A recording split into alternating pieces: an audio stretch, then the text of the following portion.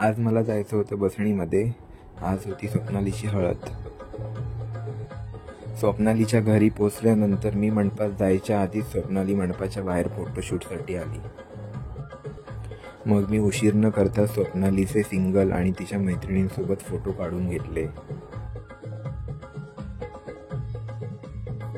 आणि थोडेफार व्हिडिओ घेतले.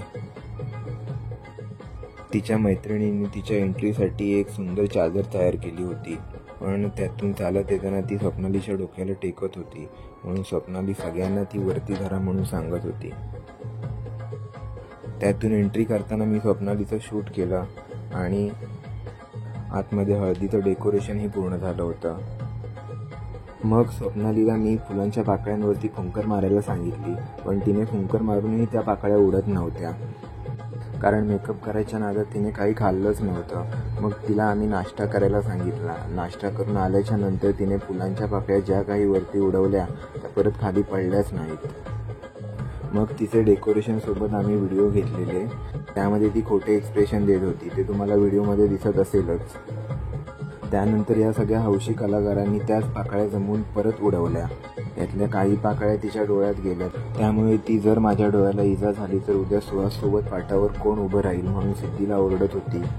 तिच्या फ्रेंडसोबत फोटो काढताना मी त्यांना म्हटलं की थोडंफार नाचताना आपण फोटो घेऊया आणि त्यांचा डान्स तुम्ही ते बघू शकता. मग स्वप्नालीला खंडेरायाच्या लग्नाला सॉन्गवरती एक रील पाहिजे होती, ती आम्ही बनवली. तेवढ्याच स्वप्नालीची हळद देवळातून घरी घेऊन आले.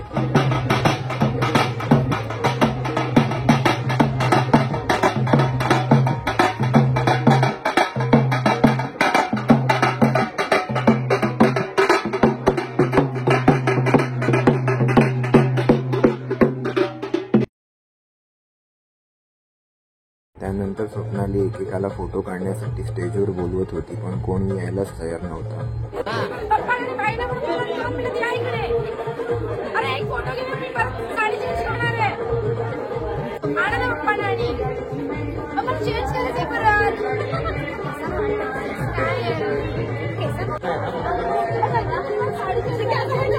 पण सारखं बोलवल्यानंतर स्टेजवर एवढी माणसं आली की स्टेजवरती उभं राहायला जागा शिल्लक नव्हती. तिथे आम्ही ग्रुप फोटो आणि व्हिडिओ घेतलेले. त्यानंतर स्वप्नालीला हळद लावायला घेतलं मी. तिच्या आईने आरती करून पहिली तिला हळद लावली आणि एकेकाने करून सगळ्यांनी तिला हळद लावली. तेवढ्या सिद्धीने मला येऊन सांगितलं की मी थोडी इमोशनल होते, मला पण तू कॅमेरामध्ये घे. आणि तिला हळद लावायला गेल्यानंतर सिद्धी इमोशनल व्हायची टाकून हसतच जास्त होती. सगळ्यांनी हळद लावून झाल्यानंतर स्वप्नालीला नाचायला जायचं होतं. मग मी तिला म्हटलं की तुझ्यासोबत नाचायला घरातल्यांना पण बोलव, पण तिने सांगितलं की मी नाचायला गेल्याच्या नंतर एक एक करून सगळे येतील.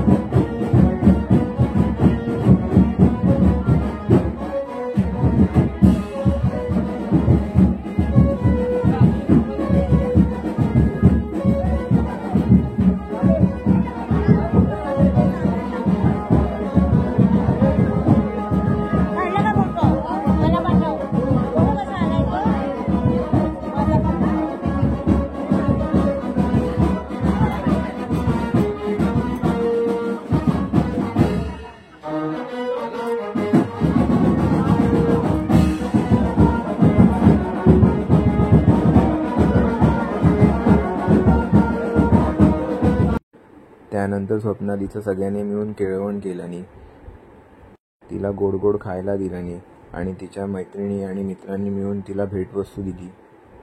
लगेचच पॅकअप करून घरी जायला निघालो, कारण दुसऱ्या दिवशी आम्हाला सकाळी लवकर भालवलीमध्ये लग्नासाठी जायचं होतं.